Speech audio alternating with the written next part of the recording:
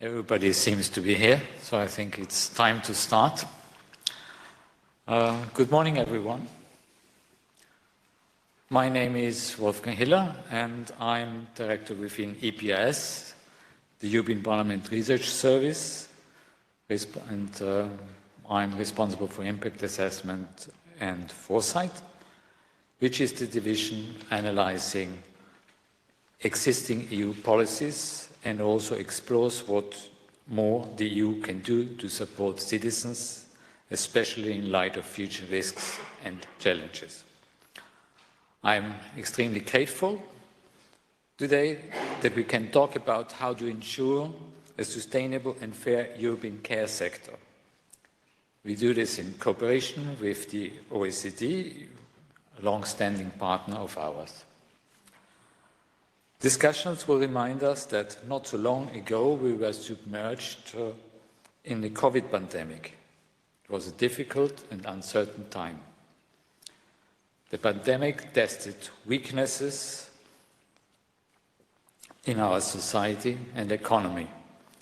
One such weakness is the systems which we have in place to care for those who cannot live on their own, children, the elderly, people with disabilities. For sure, the EU's response at that time was remarkable in many ways, and it included policy innovations such as a stronger health union to procure vaccines and investment to strengthen the resilience of the member states. Here in Brussels and in other cities, we also started a ritual to go out to the balcony or the street at 8 p.m. to clap our hands, to recognize the brave and hard work of the care workers in hospitals and homes for the elderly. But care workers are still waiting for real support. The problems that were so evident during the pandemic remain.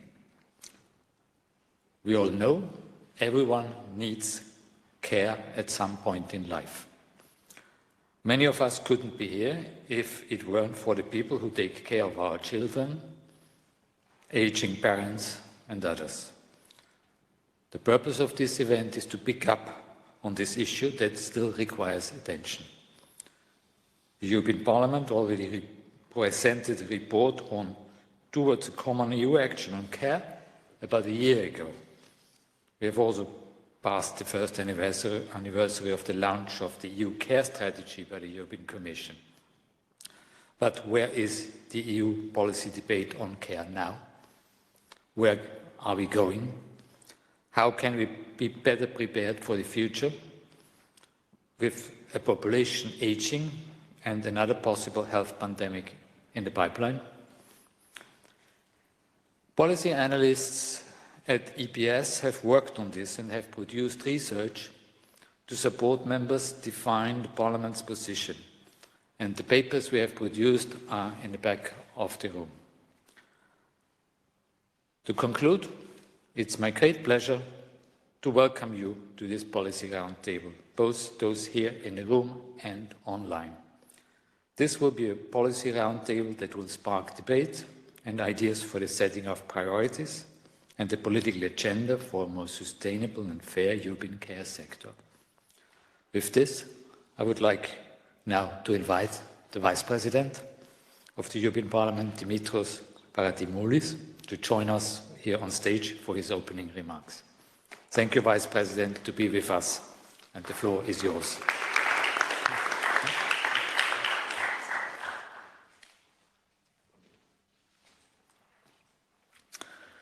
Dear organizers, dear colleagues, dear guests, as Vice President of the European Parliament in charge of the high-level group on gender equality and diversity, I am very pleased to be here with you today and give opening remarks on this matter.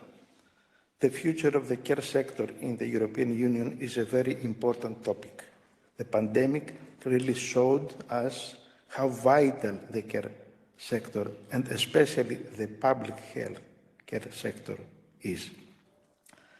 The public across the world focused on and commended healthcare workers. While these workers nowadays are a way of public life, the need for them is still there. Moreover, as the demographics clearly shows us, Europe's population ages and demand for long-term care in particular is rising. It is also nowadays commonly accepted by the vast majority of society as well as the political spectrum that the pandemic has brought to light health inequalities in many member states across the EU. The pandemic put a huge strain on the health and care systems, and it was thanks to the persistent work and commitment of care workers that many lives were saved and people in need got support. However, working conditions in long-term care generally remain poor, and it is difficult to attract and retain LTC workers. This challenge will continue to grow with aging prospects. We need to take significant measures in the political sphere to improve wages and working conditions more generally in order to ensure that people requiring assistance in their daily lives receive the care they need. Moreover, the gender disparities in the care sector are significant. Almost 9 in 10 care workers are women, and gender stereotypes have long perpetuated the idea that caring and nurturing roles are inherently female. This has led to lower wages and fewer opportunities for career advancement for women in this field. In the aftermath of the pandemic, there is a collective estimate that both care recipients and workers are not being adequately paid. The EU should look more thoroughly on public procurement, a major pressure point in the care sector, and considered limiting eligibility to those companies that respect workers' collective bargaining rights. Public procurement amounts to €2 trillion per year in the EU, a huge number representing 14% of the GDP. It is estimated that half of public tenders in Europe are awarded based solely on the lowest price. In order to be successful and effective in our policies to tackle these issues, we strive to be based in research and evidence and have a forward-looking outlook. On this front, the Parliament's Research Service plays an important role in preparing briefings and studies and engaging with members. On this topic of care, the Parliament welcomes the EPRS briefing, What if care work were recognized as a driver of sustainable growth, in order to support its resolution on a common European action on care. The Parliament also welcomes research and studies undertaken by other institutions, including the OECD. The OECD has been effective in investigating key issues globally that can help us in our work. Because of the pandemic, the EU introduced a number of key health measures in areas such as patient rights to cross-border healthcare, medicines, medical devices, and serious cross-border health threats. The pandemic has brought to everyone's awareness the importance of health and the significance of well-staffed and organized public health structures. According to a survey published by Eurobarometer, over 2/3 of the respondents, actually 69%, agreed that the EU should have more competences to deal with crises such as the coronavirus pandemic. Important steps have been taken towards more cooperation in the health sector with proposals such as upgrading the role of key EU agencies in preparing for and responding to major health crises. But we are still far from a common European health policy, which would further strengthen cooperation, coordination, and organization between the member states. And for this, of course, we also need a stronger EU budget. I think that if we base on our efforts on solidarity with common effort, action, and commitment, this can become a reality. I'm looking forward to hear from the guests and colleagues their experiences, what are the challenges still present, and to learn from the shared insights. Thank you very much for your attention. I'm sorry that I could not stay until the end of that debate, but my collaborators, my assistants will stay with you. I'm sure that I will have fruitful remarks from your interventions. Thank you very much.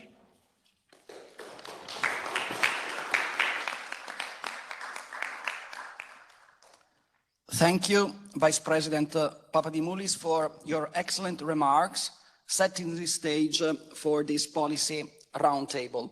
As you say, this is a broad topic: care for children, care for aging parents, care in hospitals, but also care in institutions and care at home. Today, we will connect all these dots between research and the policy and practice of care. We will hear first from esteemed researchers, starting with Dr. Hervé Bouyol, a senior economist from the OECD. And then we will hear from Dr. Mina Fernandez, who is an economist from Parliament's own Parliamentary Research Service, and Elena Zaharenko, a scholar in EU policy and care work.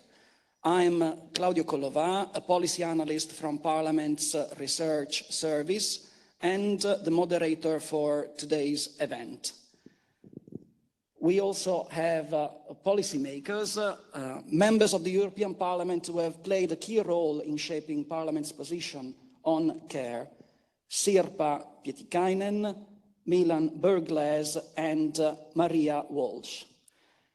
We will then hear your questions, both online and in the library, and you know you're many online.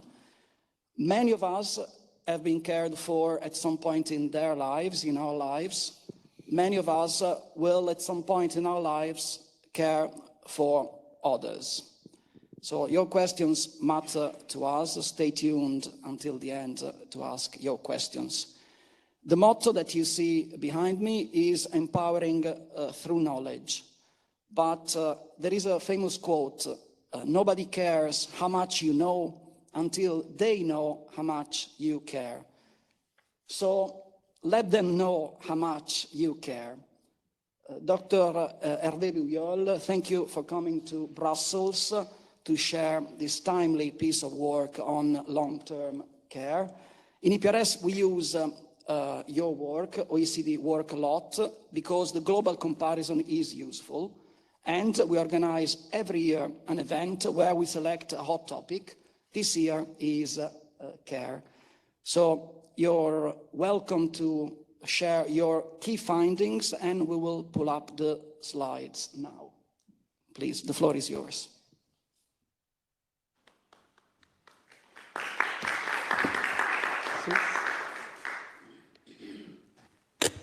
Thank you, Claudio. I try to make yes.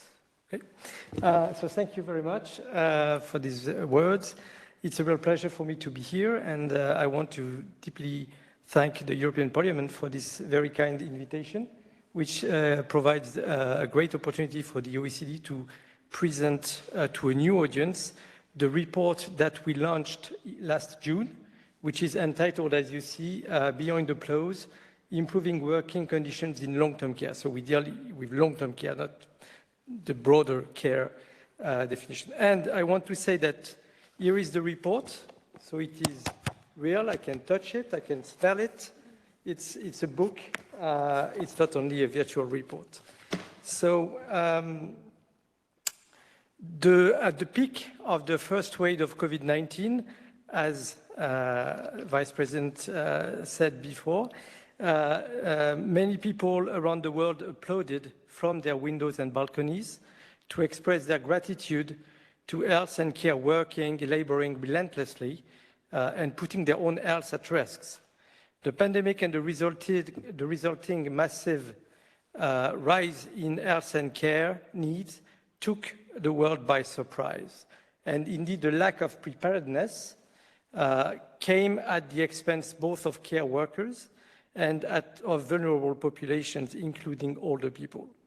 But we are now, as was said before, several years later, and working conditions in long-term care generally remain poor, and it is difficult to attract and retain long-term care workers. So the focus of the report is on the labor market side worker and working conditions.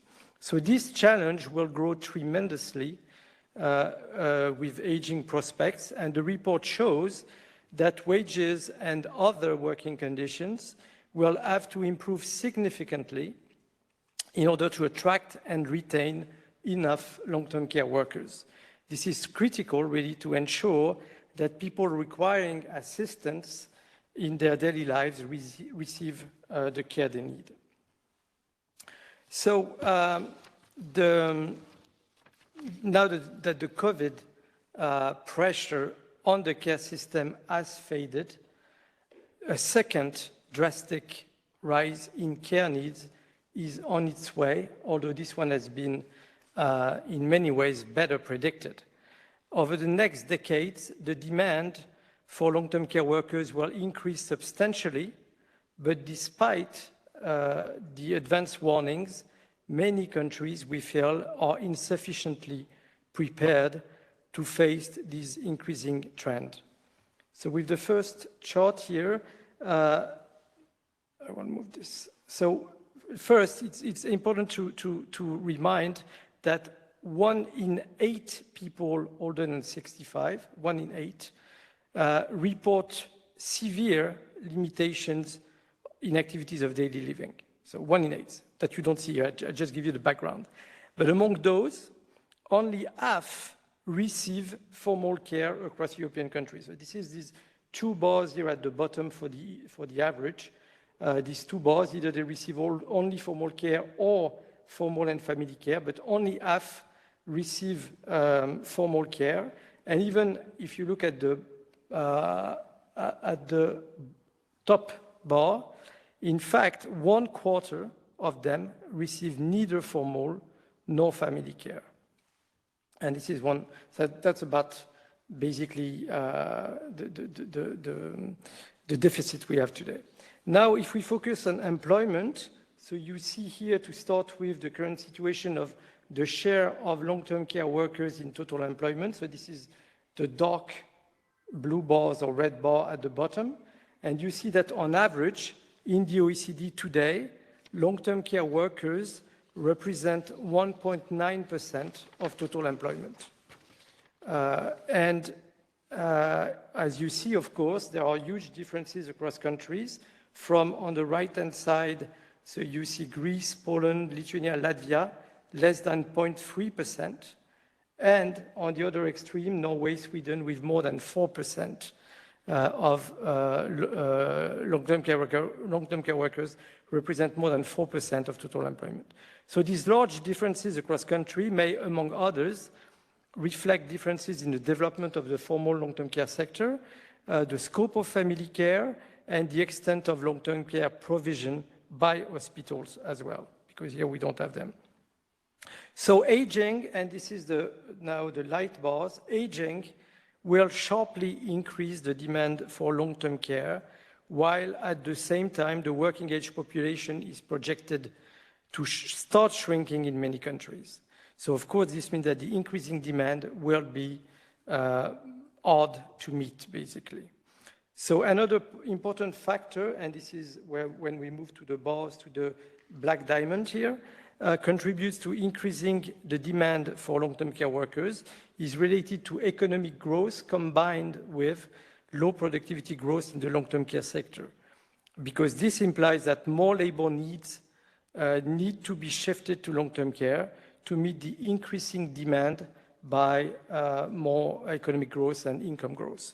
So overall, you see that the long-term care share in employment, which is again 1.9% on average, will increase when we took all these effects into account by 32% over the next decade. That's the demand. So 32% means 0.6 percentage point of total employment, so from 1.9 to 2.5.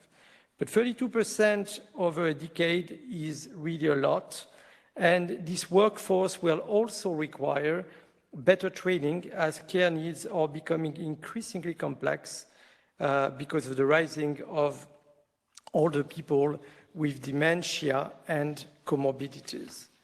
And in order to attract and retain the workers needed in long-term care, we have to go beyond applause. That's the, of course, title of the report. Substantial improvements in working conditions, including pay, are required to improve the attractiveness of long-term care work if countries want to avoid that the quality of life of their most vulnerable older people worsens dramatically. And so these working conditions are poor in the long-term care sector, as we'll see very briefly. And the situation is particularly dire for personal care workers. So you see on the top here is that personal care workers represent 79% of long-term care workers. The remaining 22% are nurses. And on average, long-term care workers earn 70% of the average wage in the economy. So that means they earn 30% less than on average. And when we look in the distribution, a quarter of them, of long-term care of personal care workers, earn less than 53%, that's the cutoff we measure, 53% of the average wage, which is typically very close to minimum wage in countries where there is minimum wage, right? So, and what we do here is when we take into account occupational and sectoral effects beyond personal characteristics, they combine into low wages, so you have the music on the back. They combine into low wages for personal care workers in the long-term care sector. So regarding occupations first, this is these numbers here, personal care workers have hourly wages that are 12% lower than the average across occupations once, that's what is important here, individual characteristics such as age, education, gender, tenure, etc. are taken into account. So this means, it's a bit technical, but you understand the meaning is that when we take these characteristics into account based on their effect on wages in the total economy, the hourly wages of personal care workers are 12% lower than they would earn, the similar people would earn in other jobs. So this is the part that we cannot explain based on personal characteristics. So if you remember, 30% is a gap, wage gap. We can explain a bit based on wage characteristics, education, so forth, but 12% are not explained. And when we move to these occupations of all occupations, so the 12% for personal care workers is here. You have many more occupations in the report really here, but the selected one in this chart shows that among them you have those on the right here. So only childcare workers, clerks, refuse collectors, and street service providers have a bigger share of wages that is not explained by their individual characteristics. So it's kind of a penalty, basically, of that occupation. And on top of that, what is very important as well is that these same personal care workers, on top of that, there is a sector effect, long-term care sector, because these same people, if they were working in hospitals, they would on top earn, compared to hospital, they earn on top 8% less. So they earn 12% less because of personal care workers and 8% less on top because they work in the long-term care sector rather than hospital. So of course that combines in low wages. And just I go quickly through this, but I think you know that well. Care workers face the very difficult conditions. They are more exposed to both physical and mental health risks than other employees. So you have some details here. I don't enter but in the details, but on the left, physical health, the red bars, you see that about 3/4 of nurses and personal care workers are exposed to risks to their physical health, and that compares to 59% for the total economy. And for mental health, 2/3 of nurses and personal care workers are exposed to risks to their mental health compared to 43% for all employees, right? So, and then you have details, but as a result, nurses and personal care workers are more often absent from work than other employees due to work-related health issues. And in addition, on top of that, you have burdensome working times such as night and weekend shifts are also important drawbacks of the working environment in long-term care. Poor working conditions in long-term care are related to gender issues. More generally, gendered care norms don't play both the skills needed to provide long-term care and wage levels required to attract skilled and motivated people. That's the traditional gender division of labor, basically, that assumes that women's work, that care is women's works, the skill required for personal care work are wrongly assumed to occur naturally between quotes. I put the quotes so that you see them in women. And consequently, these gender care norms undermine recognition and valuation of care work. And women represent 88% of personal care workers, 75% of health associates, professional, and 70% of health professional. And you see that this overrepresentation of women is only met in for cleaners, clerks, and helpers. And yet, female long-term care workers are paid 8% less per hour of work than their male colleagues doing exactly the same jobs.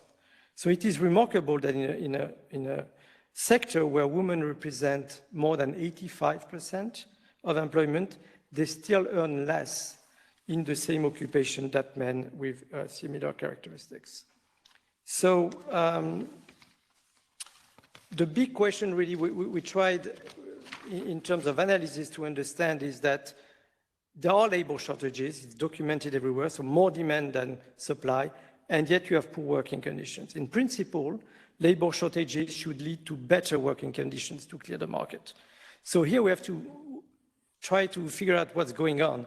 Persistent labor shortages in the long-term care sector indicate that a number of factors prevent the market from clearing.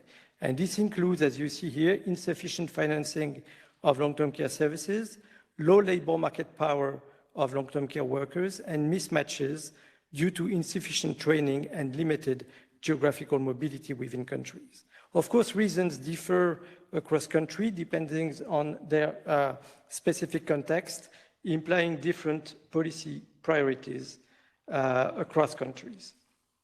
So I will stop basically with the final slide. So the need for reform can be summarized in more respect, or ESPECT, for the caring profession. And respect, of course, means far more than applauding on balconies. So I don't have time to develop this, but basically recognition of care workers, enforcing effective regulations governing the long-term care sector, because as you know, in many countries, including France, Belgium, I guess, but even Australia, others, then you have had private company gaming public funding to make profits and maintaining poor quality of care and poor working conditions. So that's not only putting more money on the table, regulation plays a role, But still, of course, sustainably funding the long-term care sector, paying better salaries and improving staff requirements, equipping workers with new technologies, collective bargaining for better working conditions is making that work really better than today, and of course, train to retain workers. So I stop here, sorry.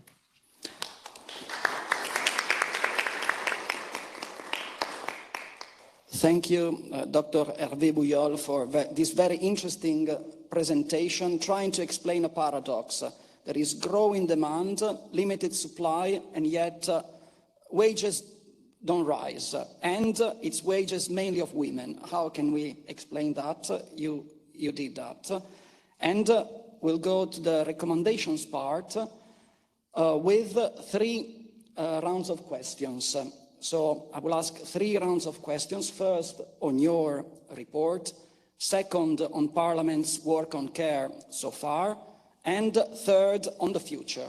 What remains to be done to ensure a fair and sustainable care sector?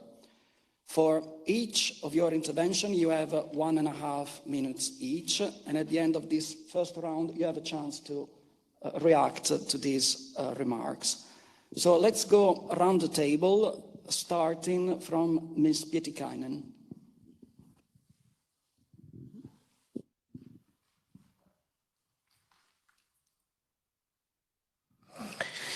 So thank you for the presentation. I think that the OECD is doing here great and very important work. When we prepared this report, I think that this was one of the biggest puzzles. It was easy to decide and cooperate in principles, in quality of care and these, but we all know that there's a drastic need of new care workers. And that the working conditions are not good enough, they are not regulated, and that's why I think that the EU should, on the next term, take very strong actions in collective bargaining, as mentioned. Secondly, the housework, informal work, should be included in the work directives, and the minimum salary is something that should, of course, play its part. But then again, still, I doubt that we have adequate numbers, and we enter a very difficult an area of importing of care workers. Good for us, good for income for them, but then again, we are sort of robbing the workforce and the intellectual capacity of these countries, Philippines, for example, and I'm not sure we should be doing that, and so I hope to have a debate about this as well. Thank you.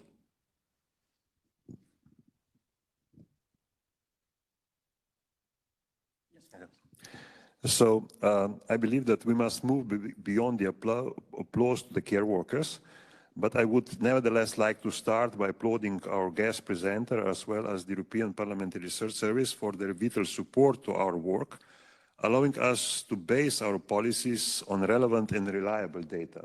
This is one of the things which was very important. The COVID pandemic was truly groundbreaking with respect to shedding the light on both the true social and economic value of care, as well as severe deficiencies in our care systems. I strongly believe that the lack of accessible quality care for persons in need of care and support is strongly linked to social and economic undervaluation of care and carers, which has been very well reflected in the study and in today's presentation. To my great regret, care is textbook example of reproduction of inequalities as well as gender and other harmful archetypes. That is why I welcome the strategy proposed by the OECD summarized as respect.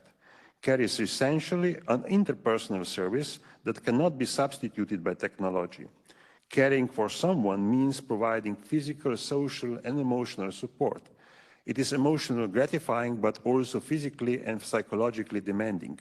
Respect for the care workers must thus show in societal recognition of their work and in guaranteeing all care workers, formal and informal, decent working conditions without discrimination on any ground.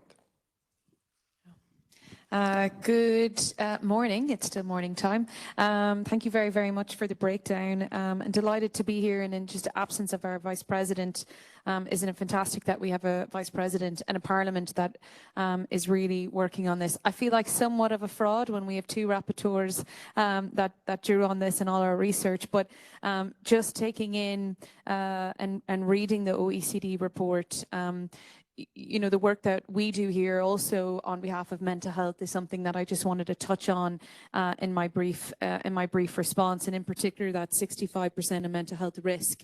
When we know time pressure, work overload, perhaps, you know, patients and other outside carers of those patients that are trying to echo what is needed, as well as perhaps different languages on the ground, that all compounds into mental health pressure and stress. And in lieu of this, and quite in support of the OECD report, you know, we also lean into other findings where $1 billion goes towards absenteeism every year in terms of because of mental health impact, as well as about 4% of our GDP every year. So that's 600 billion that goes towards the reactive response to people's mental health, and in particular employees. But I'm not surprised to see your findings. I just now am left, like my colleagues here, the urgency of finding answers, and we've seen the collective message and the work done at a pandemic level. There's no reason why we can't respond to our inequalities with care in the exact same way as I would call for mental health to be addressed too. So thank you very much for the opening, and welcome everybody. Thank you. Let's move to the research side of the panel. Great, thank you very much. I would like to address what MEP Petikainen has already brought up, this issue of dependence on labor migration in the long-term care sector. Within the EU, we actually have around 20% of the long-term workforce, which is foreign-born. But what is quite remarkable is that this sort of migrant-born long-term care workforce is not evenly spread across the EU. So what we see is Western European member states, which are much more dependent on migration for the functioning of their long-term care sectors, right? In particular, countries like Germany, Austria, Italy. And the countries of origin of the migrants who provide this care are, well, they're actually structurally poorer, weaker countries with weaker economies, Central Eastern European countries in particular. So this phenomenon of relying on migration in the sector is not benign, and it's not always this win-win scenario that is presented to be. It is in fact, creating care drains in the countries of origin of these labor migrants who provide the care in richer countries. So it provides, a convenient solution for the countries that can rely on this kind of labor migration, but it creates care drains, and it also creates chains of dependence. So we see, for example, Ukrainian women now providing care in Poland while Polish women provide care in Germany. And so we extend these chains outside of the EU. Great question. Hervé, I wanted to pick up on your last slide where you mentioned these scandals in different countries. And I wonder, are there any positive examples that you've seen in your research across different countries of what we could be doing in the EU? For example, with financing, for example, is there a role for private financing? How other countries, different approaches to regulation that can work? Thanks. Well, yes, I think there are examples. The key thing, of course, is on the regulation is, one of the good examples, I think, comes from the United States with the 5-star rating system, and Australia, who has implemented since last September or December 2022, likewise a 5-star quality system. And that's very important because that means that all providers that benefit from public financing should report on all the criteria, but that's one thing. But the second is that then there should be transparent communication.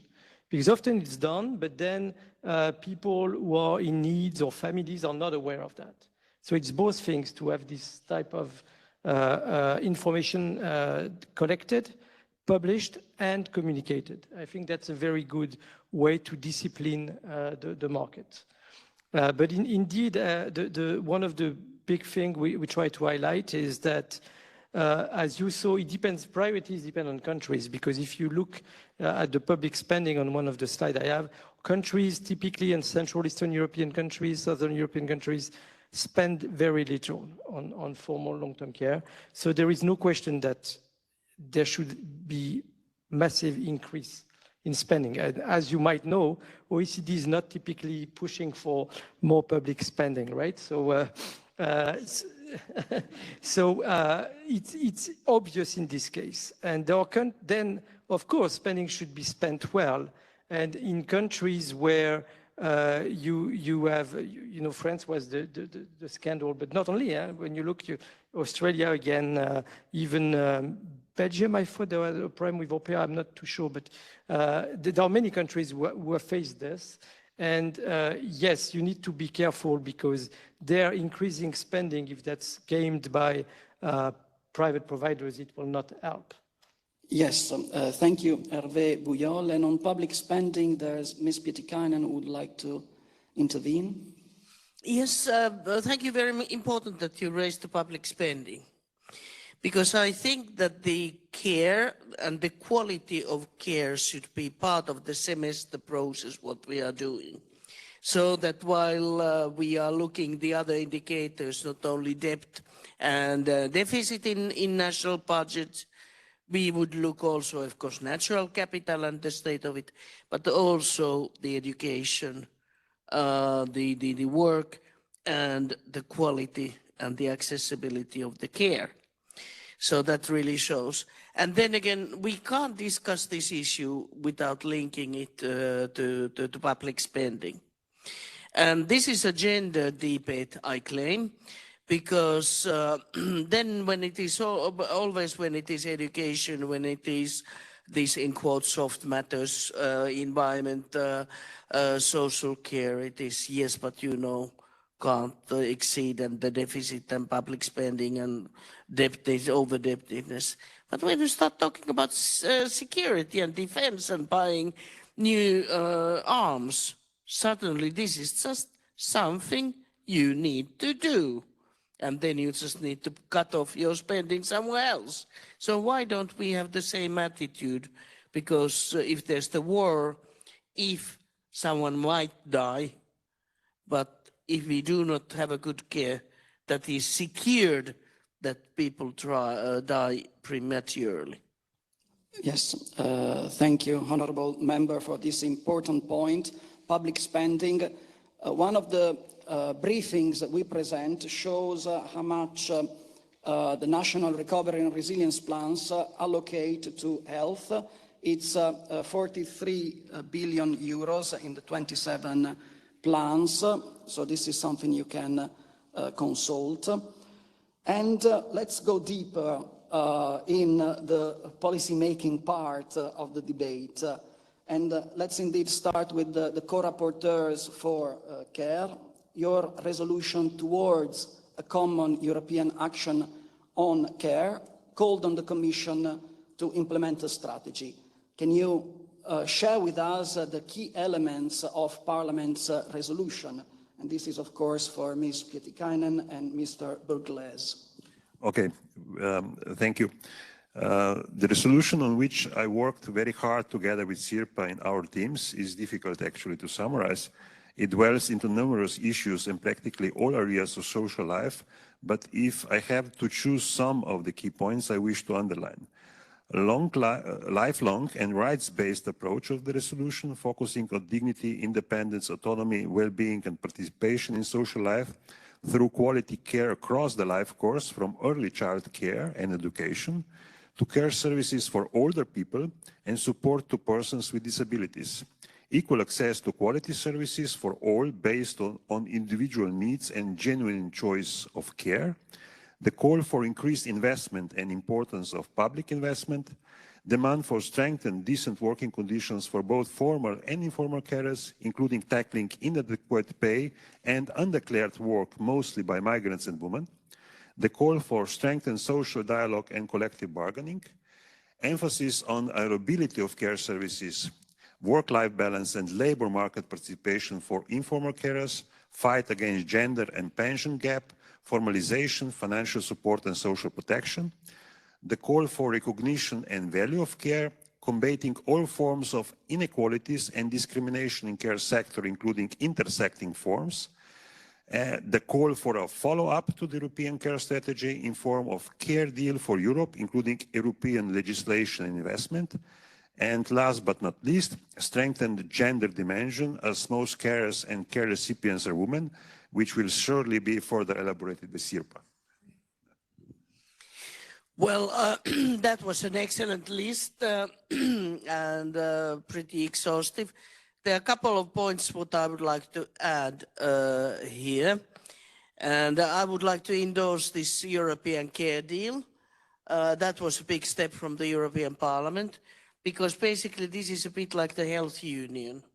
It would set the cornerstones about how we understand and ensure the care for long-term and short-term care in the Europe. And let's hope that the next Parliament and we together can continue pushing for that. Then there are three things to start with that I think that was very important. First, even though it's a bit declaration, that all the Europeans, people in the Europe, have the right for good quality, accessibility is dire, be it the digitalization or be it the distances of the costs or language barriers or whatever. So it needs to be accessible, affordable, and then quality care that suits your needs. So it is the personal budgeting, starting from the person. And that was the big thing. And I need to thank our colleagues there a lot to learn from the disability thinking. We used to put disabled people to institutions. Now we understand the rights of the disabled, and what we landed from that principle is supporting the right to self-determination and independent living with the people receiving the care. And so that links back to the personal budgets, plus then this kind of a community-based care, the services provided at home. Not only that, but sort of a starting, because disabled people can stay at home if they just can do and choose to do so. And then what we did not get through are two things. One is a bit like you have in youngster side in education, the personal targets, that we should have a good quality targets in EU level and continuous indicators and measuring between different member states, but not only member states, but institutions and cities or whatever, so you can sort of benchmark what are the good and cost-effective ways. And then one of my, as you might know, my pet initiatives is the separate program for informal care and informal carers, because that is such a big thing to be done. And then, of course, the issues we've discussed today about the workforce and gender rights and identifying the gender nature of the whole sector.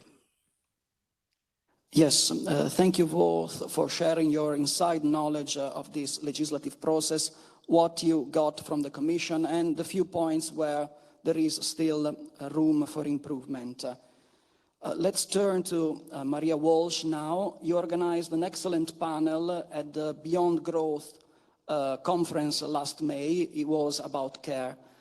Can you share with us your key elements, the key outcome? Yeah, and first may I say, Mina very kindly joined us on that panel, making sure we were reporting and utilizing the information that that she and her colleagues have been working on for so time, and Sirpa was also a part of it, and it was a wider European Parliament led by MEP Lambert from the Greens, so it was fantastic to see the collective voice and vision that we have for our 27 member states and beyond, those that are working and calling the European Union their home. But for me, it was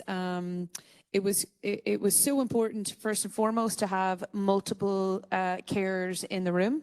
You know, I think it's one thing, as was shared, it's one thing when you have documents and we're discussing and debating issues of care like this, and I think it's incredibly important when we have the lived experience of carers that are doing it all day, every day, be it for one of their children or a parent or involved within the sector, and can share firsthand the underpayment, the lack of support. We often hear of commissioners say, the country I know so well, and that's what I'm going to use in this case. We had a carer from Ireland, and you know, for her to travel to share her lived experience for that day, she had to have multiple steps in place in order to have her daughter and her son cared for.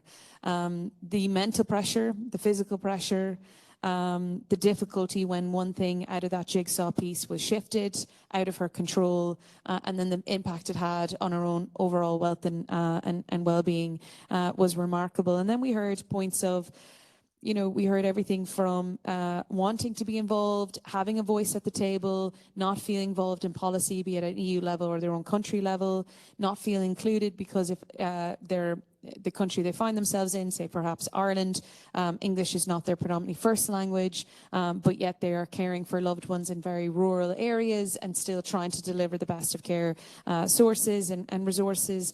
And then the pressure predominantly faced by women and young girls, and that the discrimination of, well, you were expected to, and that wasn't just from an Irish context, it's right across.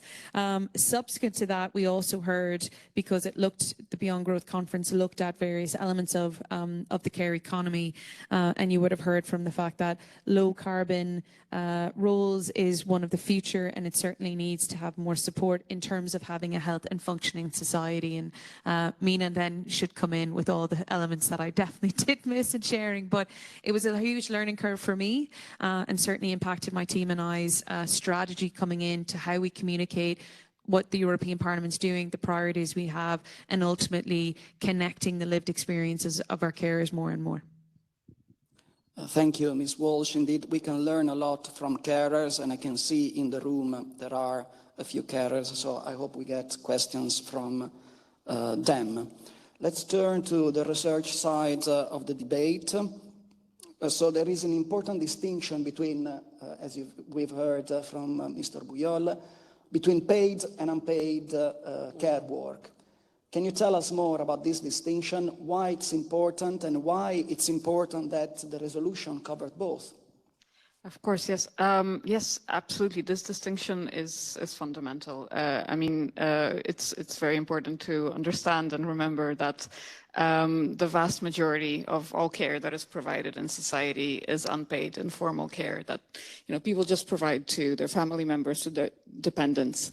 And as important as formal provision is, right, as state or market-based provision is, this can only, you know, cover this much. And, you know, this is partly, and a big part, of course, a problem of access, but it's also an issue of, you know, people do want to provide care to their loved ones themselves very often, right? So it's a question of you know, recognizing the fact that the unpaid informal provision of care is actually the fundamental kind of piece here in society, and to enable people to deliver that care, we need to support informal carers, and we need to provide people with time, with flexibility, and also with financial support to be able to perform their, you know, meet the care needs of the people that they're supporting in this way.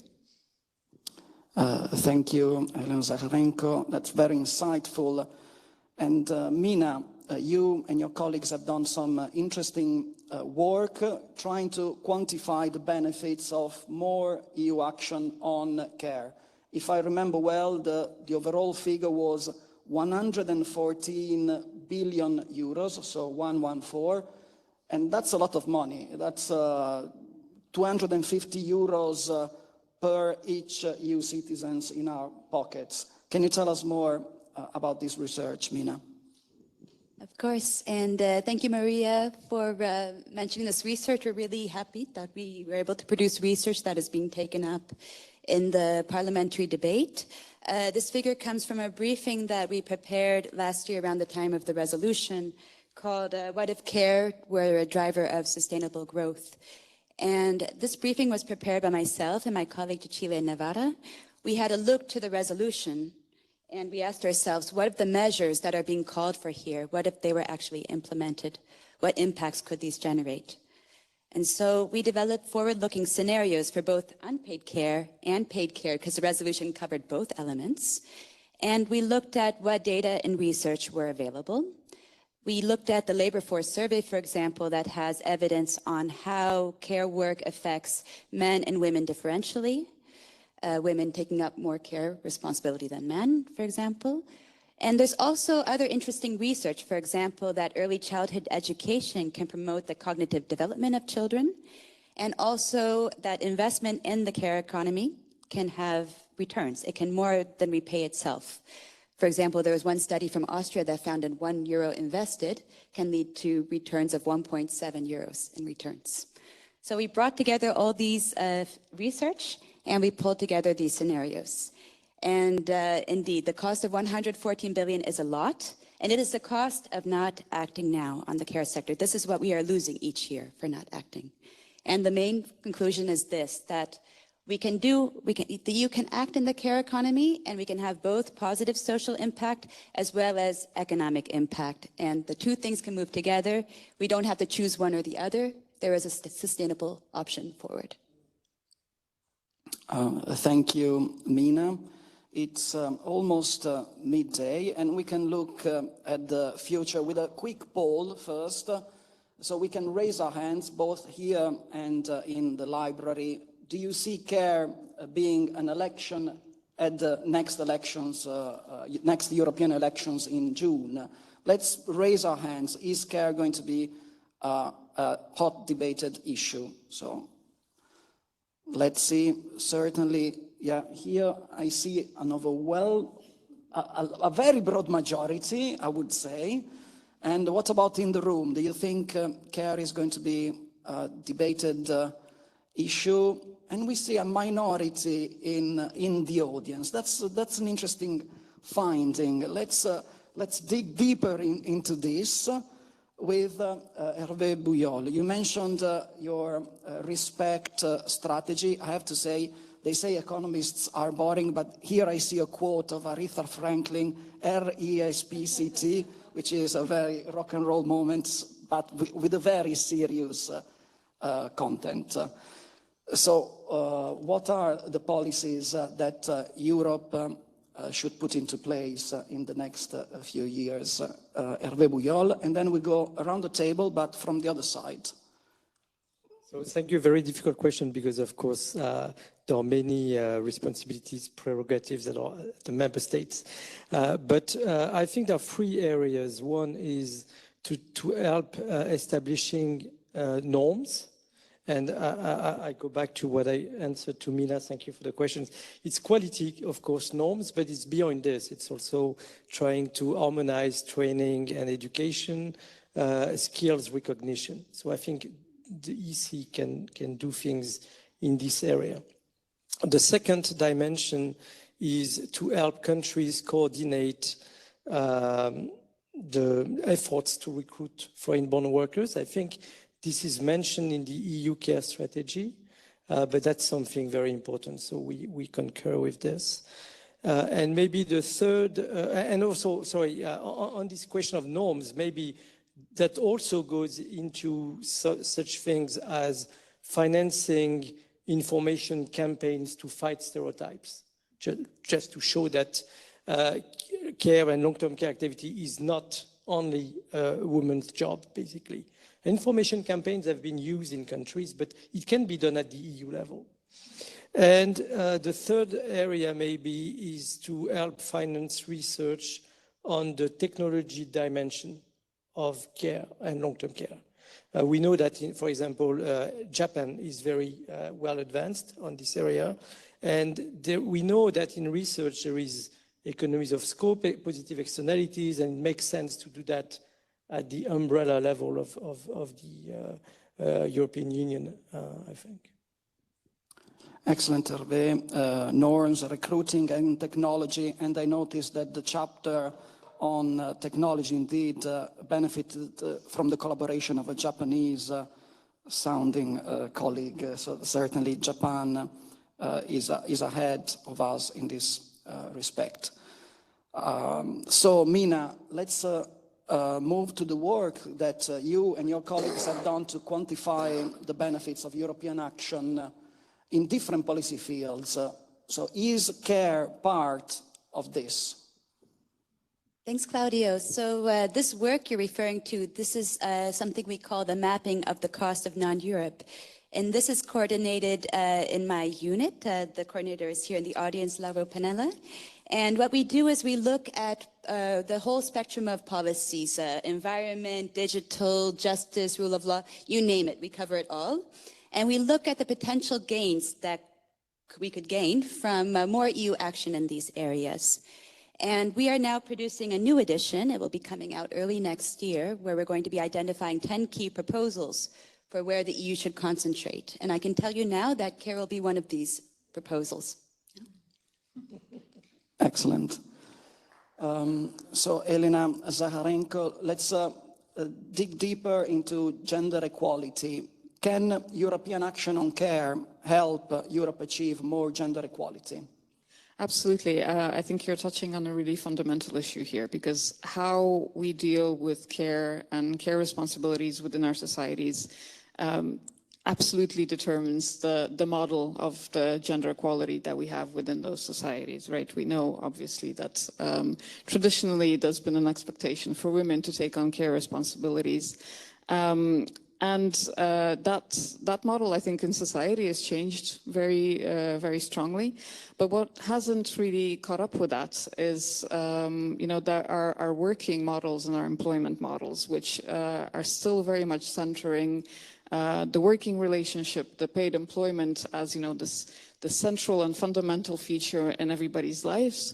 And somehow care responsibilities, if we are assumed to have any, because the ideal worker is still imagined to be, this mythical man with no care responsibilities. Somehow these care responsibilities, if they exist, are supposed to fit around this very rigid full-time employment. And I think we really need to adapt this model to the needs that we have in society today. And the women's movement has been calling already for many years for the introduction of an equal care, equal earner model, whereby, at the very least, this paid employment and unpaid care responsibilities are seen as equally important. And even perhaps care responsibilities are seen as the central and the fundamental ones. And then you actually, try to fit the work around those rather than vice versa. I think it's really something that we have to start reflecting upon at the European level as well. Yes, thank you, Elena Zaharenko. Equal carer, equal earner. I'm sure this is something that will be debated also over lunchtime in families and beyond. So let's go back again to policymakers. Maria Walsh, in addition to care, mental health is an issue that is close to your heart. Can you elaborate for us on the links between mental health and care? So can European policies do something on care, do something for mental health, and vice versa? Yeah, absolutely. And I'm so grateful for you giving mental health a platform, because it is, it has to be treated similar to care, exact same in terms of an intersectionality body of work right across all institutions, and I think everybody that's connected to the institutions. From the work my team and I do, along with multiple other MEPs, a part of the Mental Health Alliance and the Coalition, we look at you know, how can people show up better in themselves, in their community, in their workplace? And my first question, when you have such high levels of absenteeism due to pressure and stress, due to this OECD report itself, identifying mental health as a negative response to people not being able to show up to work, then we have to also treat this with great seriousness. I'm going to link to an EPRS report where 50% of workers worry that disclosing a mental health condition could have a negative impact on their career. I can say that multiple parliamentary assistants and even MEPs would share that exact same worry. But I could imagine putting myself into the shoes of a carer, particularly in informal care, then that's a terrifying reality, because if, bring it back to the mother that had come to the Beyond Growth Conference from Ireland, you know, she's in fight or flight mode 24/7, and she doesn't get mental health leave because therefore her family is negatively impacted and there's no one to carry that weight. And that's the seriousness of, to what Mina pointed out, in terms of the negative impact it has, both economically and most importantly socially. So I see it as a really key indicator. I would hope mental health makes one of the 10 priorities. And may I just finish up, because I'm understanding of time pressures. You know, I would be super interested when you ask that question of, will care be a priority in the 2024 elections? You know, in Ireland, if you ask that question, well, health will be a priority. But often, and maybe it's my own bias, I would think of doctors, nurses, obviously patients, and link that. And carers become even the byproduct of that, which makes no sense based off the reportings and the findings that we're sharing today, and we have done with our two rapporteurs work on terms of that strategy. So it just goes to show you we have so much more work to do at a policy level, and of course on the ground when we talk about and we break that stigma and the discrimination towards carers, and mental health also inclined. Thank you. Yes, thank you, Maria Walsh. And indeed, health is one of the priorities of the European Parliament as an institution for the next campaign. So let's interpret it in a broad sense to include care. So that's absolutely a very good point. Milan Bergles, you're a political scientist as well as a member of the European Parliament. So you know very well that there is increasing inequality, a lot of short-term work, and this research shows that there is the potential to have good quality jobs solving some very pressing needs of people. Can this be a selling point at the next European elections? Yeah, of course. I already said yes. Despite the vicious circle of inequalities that exist in care system on the one hand, and the increased demand for care throughout the life cycle on the other, actually this proves that professionalization of care through creation of quality jobs is the only adequate, social, just, and economically sustainable response. So now, we know also that throughout the life course, each individual at least once assumes the role of a carer and of a care recipient. So the benefits of creating quality jobs for carers, care recipients, as well as our societies and economies should be, because of that, at the center of electoral campaign. And then will be on the citizens to distinguish between political options that applaud the carers while continuing the business as usual, and those that really try to bring some real change in the economic and social models that increasing quality of life of both carers and persons in need of care and support. So I think, yeah, because of all that, definitely this will be the option, but without the pandemic, we will not even talk about that at the EU level. Mm. Yes, absolutely.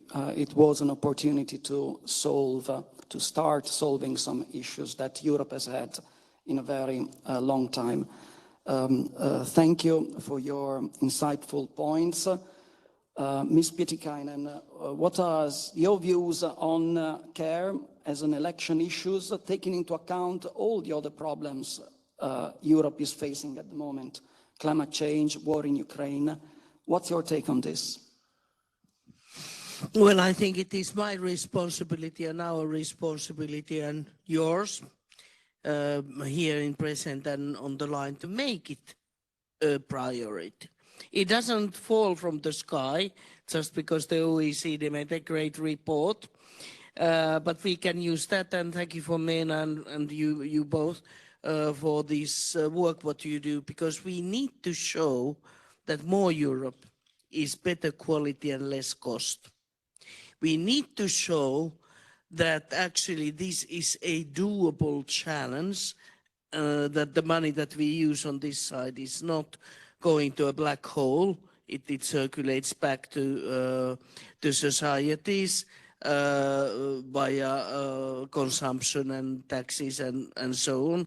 Plus then again, of the good things that the care can provide, it is the social economy that we talk so much, and welfare economy that we talk so much still, so little still, and this was part of this beyond the GDP, and it is of course big topic in the UN beyond the GDP, and we should raise that. Plus then, if we can raise the gender issue that me and Maria are very close, working in the FEM committee. And I just would like to say that while a majority of the people needing the care, because women tend to live longer, are female, the majority of informal carers are female. And the majority of formal carers, be it private or public sector, are female. So if this is not the gender question, please tell me what is. And so we could, and we should engage much better the gender organization. We should much better get together and involve with the patient organizations, with NGOs, with social organizations. And actually this is a big, quite a big bunch of the people of the Europe that is and should be interested about this topic, and it is our task to sort of work together and try to find ways together to convey the message that this is a topic and this should be one of the high priorities, how you make your choices when you go and vote. Yes, thank you, Ms. Pietikainen. Indeed, there's not enough recognition for care workers, and a point I liked in your resolution, in Parliament's resolution, was a call on the Commission to introduce a leap year every time there's, an event for carers, every time there is a leap year. And by coincidence, the next leap year will be next year, so there will be a 29th of February. So it's a possibility there to do something perhaps for Parliament and for the European Parliamentary Research Service. We have had already 3 very interesting rounds. It's now time to open up the floors to questions, both online and in the library. And here I would like to thank Pernilla Jourde, who will take the floor from the online audience, and Cécile Charlier, and all the other people who have worked for this event.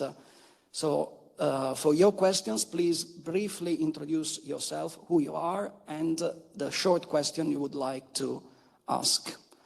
It's now your time. Is there a question from the online audience, Pernilla? Yes, then we fetch a microphone for you. Excellent. So let's start with the online question. Yes, I have one question concerning the model in Sweden. There was more money spent in Sweden than in other countries. Is that a model to follow? Is that inspiration? Why does the money come from? Is it public money, or are there also private care models used? That's more for Mr. Björn. Okay, more money spent in Sweden. so the level of care in Sweden and whether the more money spent is, which part it plays more money. Let's take a couple of more questions. Yes, the gentleman in the second row. My name is Gianluca Quaglio. I work in the medical service of the Parliament. Thank you for this meeting, for these presentations. So I saw the title. When I decided to come here, I saw the title, and I expected to have a debate concerning in principle, concerning the privatization of the health system in Europe. That it is, in my opinion, the really big disease that we have in the European Union. I have several, if not many, comments to provide to the discussion that we had. But if I have to squeeze to one or two, many problems can be resolved if we improve the payment of the health workers. Because the study presented by the OECD was related to long-term care workers, but the many issues that was discussed can be applied directly to health workers as such. One medical doctor in Italy, because Italy is the country that I know better, the health system I know better. One doctor in the hospital, the salary is 1,300 at the beginning when he or she starts working there. Completely unacceptable, completely unacceptable. And so if we improve the salary, we improve also, in my opinion, the gender issue. This is my idea. Briefly, another point concerning the move. So you spoke about many issues, but I don't want to speak too much. Another point that is attached to me is that the movement of health personnel from east to west, from south to north. But the dramatic situation, in my opinion, is the movement of health personnel from developing countries to Europe or to the US. This is not acceptable from the ethical point of view. When there is one doctor for 2 million inhabitants in Mozambique or in Kenya, this is not acceptable anymore. This is not acceptable. So this is clearly, all problems are linked to each other. So the movement of migrants that we have now in Europe, so particularly in Italy, is also related to this. They don't have health care, so they try to find another place to be, where they can find a clearly support. Finally, very last comment. I am a little bit pessimistic, and I am curious to see if really the health issue will be a priority in the next electoral campaign. I don't think so. For the people, for general population, it is a hot topic, but for politicians, this is not the case, in my opinion. Thank you. Is there one last question for the time being? Yes, we see there's a question. Okay. Then Lauro, and then online. And then we give the floor to the speakers. I think we have enough. Okay. Yes. Thank you very much. Lauro Panella, I'm the head of the European Added Value in EPRS. I work with Mina, and we did this analysis on the cost of non-Europe, also in the fields of health. I have one simple question. Because the treaty assigned health issues to member states, and there are now a growing movement to have a more EU involvement, as we saw with buying vaccines during the COVID, for example. Now, we have seen in our study that the more we do at EU level, the better in the field of health. My question to the MEP is, to what extent member states are ready to collaborate more in health fields? Because this is the key question. We can find money, we can find actions, but the point is, are they available to collaborate more, not only in public procurement issues, but also in financing this kind of fields at EU level? Thank you. Yes, thank you, Lauro. And one last question online. Yes, it's from a doctor. He used to be hospital director during the COVID crisis here in Belgium. His name is Kenneth Koneg, and he now works on mental health within healthcare professionals. And he puts a question on the re-COVID study that showed that mental health care workers is influenced by distant factors, but also by a great number of proximal factors like education, workplace, and resources. Are there any recommendations to help tackle these specific factors too? Okay, thank you. We have a lot of interesting questions. I would say let's start with the question for MEPs on the relationship between the European Union and member states, and then the question on mental health, where I think the thoughts of Maria Walsh will be very welcome. First of all, member states. Would you like? It's a tough question, of course. Well, I can start. I think that this is the big part, and with the rising populism and far right, it is even going to grow bigger. But this is not an unavoidable consequence. And this is what I'm referring with campaigning and explaining. But there's a lot of that kind of a communication in member state level towards the people telling that we don't want to have the horrible EU to mingle in our healthcare system or our social system, because we have the best system, of course, in Finland. And I guess Maria would hear the same story about the Irish and so forth. And then again, suddenly we have the ironic miracle in Europe of having at least 25 best healthcare and social systems in the world that definitely can't learn anything from each other or can't sort of coordinate any of the actions. And then again, that creates that kind of a feeling for people, especially in politics, that look, the EU might cause you problems, not to solve them. And what I'm trying to tell them is that the people would need to take, because this is a big worry, as said by individual people, the ownership. The EU is the every girls and boys and grandpas and ma's best friend. And this is the message. Very briefly, two other issues about the privatization. That's a big cookie. I tended to think it is not a threat, that it is an opportunity if you combine the public and private. But the results are not very rewarding. But at the same time, we look at the problems with privatization that are huge, because it's used mainly for savings.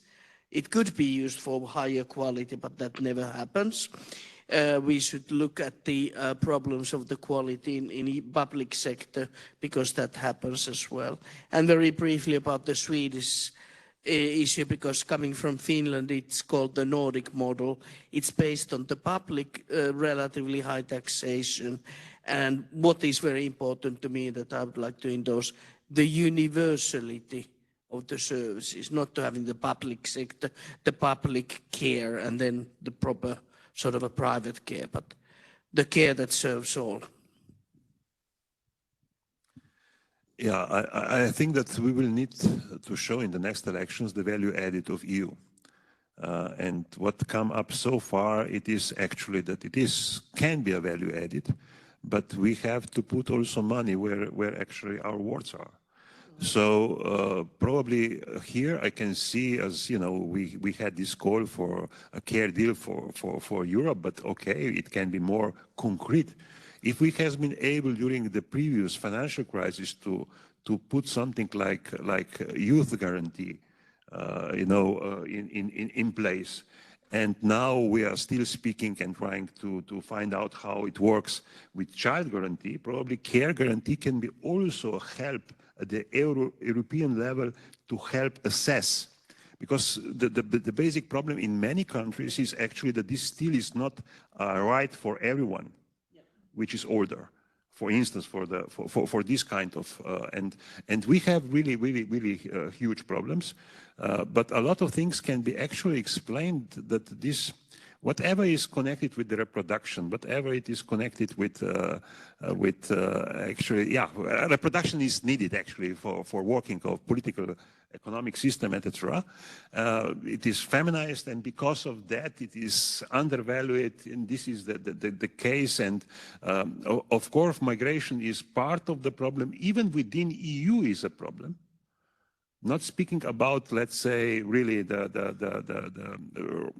migration at the international side, outside EU, and of course, racism, which is behind that, unpaid things.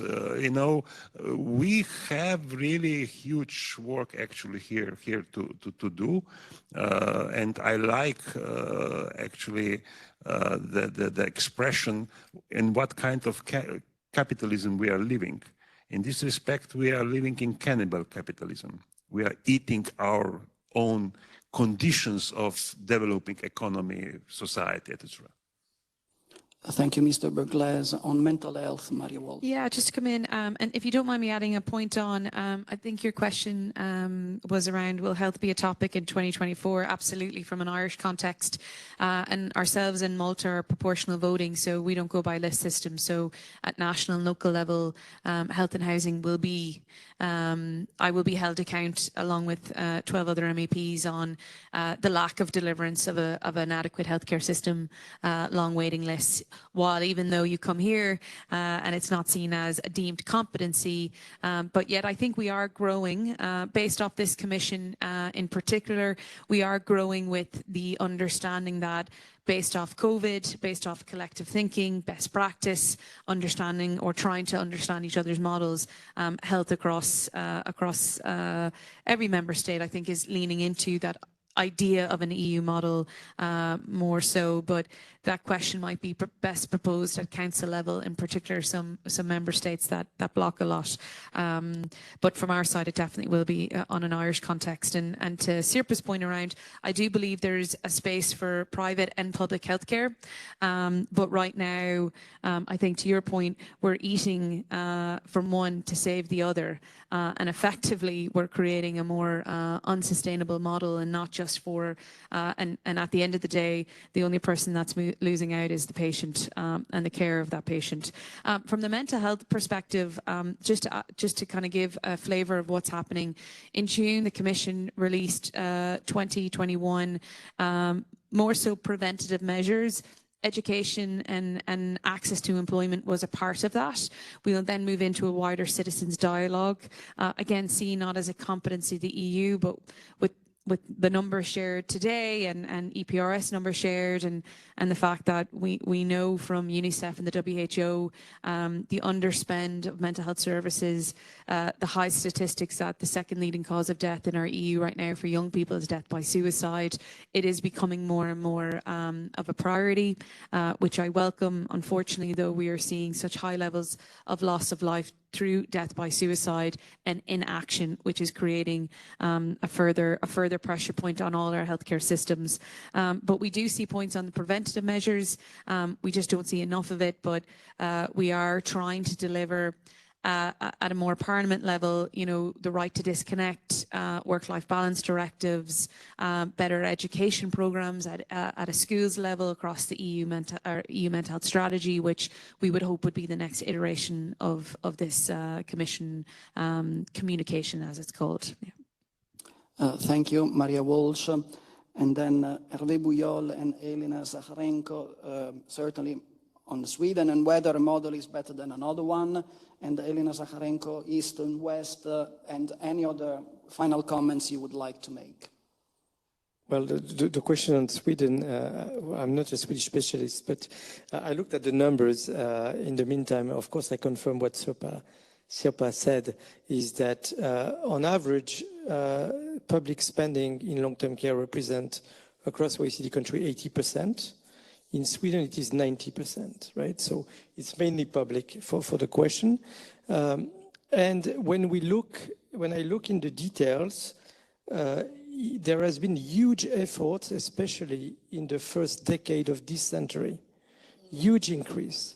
So it's even, when I look at numbers, I'm even a bit surprised, to be honest. So if the question could be directed to me, we can look in details to answer, because there has been certainly huge efforts. Now, and the big share in Sweden, of course, seems to be related to the fact that Sweden is well ahead in terms of fighting, I think, gender stereotypes is one thing, but also the fact that there is also, and related to this, that there is limited scope for family care in general, right? So everything is put on the institutional side. Now, having said that, Sweden will age as well. Aging pressure, maybe less than in Central Europe or Southern Europe, but still, there will be aging pressure. And then I think it begs the question whether this universal model can be maintained, whether it calls for better targeting. And it seems, again, I'm not specialist of Swedish politics, but the big issue will be whether this will also put pressure on migrant workers to, because otherwise, I mean, the aging, if you keep the same model, there will still be that increase. I didn't check, didn't say 32% over the next decade in demand pressure, but big numbers. So some things probably will need to change if they want to make that sustainable. Thank you. And then Elena Zakharenko and Mina, if you want to say something. Okay, thanks so much. I want to address the point that was brought up on migration, because indeed, thank you very much for bringing the other side of the story, right? So it's not just that, you know, we have countries that offer, let's say, better wages and working conditions, and this is the only reason why people come. People also come because in their country of origin, the situation is, let's say, lightly not great, right? And this is very much also the case within the EU. So it's not only because you're looking for better wages and working conditions that you would migrate, but also, in fact, the entire broadly understood care infrastructure, social security nets, you know, the availability of childcare, the quality of education. This is the, you know, the kind of the whole framework of why people may choose to move from one country to another. And we see the creation of these care drains. And it's actually this lack of a unified social safety net across the EU, which is one of the major contributing, you know, factors to this dynamic that we see that is so harmful. So thank you. So thank you. It has been a very interesting policy roundtable. You, members of parliament, have shown that care is a key issue for our society and for the European Parliament. You, esteemed researchers, have shown that there is a strong research basis underpinning this priority. So the future is in our hands. If you liked this policy roundtable spread the word, it is in our hands to build a more sustainable and fair European care sector. And let's remember that applause we made a few years ago. So let's go beyond that applause and let's thank our panelists and you, our audience, for this interesting debate. Thank you. Thank you.